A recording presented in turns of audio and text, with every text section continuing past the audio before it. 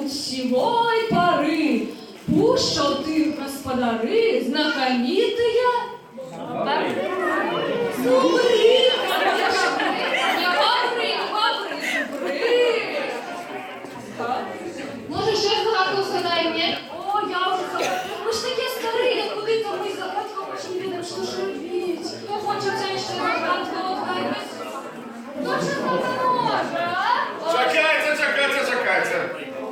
А ось я, самый головный гражданский пират. Ха-ха. Не порядок. Тут без меня тут что-то тут робится.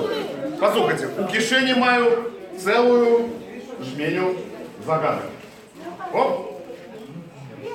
А подарунки ці маєш, пират, що? Ну ясно, что подарунки маю, але чекайте, спочатку загадки, а потом уже подарунки. Под зимней заливой стоит королевой.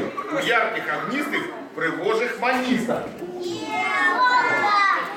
Маниски шкадуя, душа частуя. А так вот древо.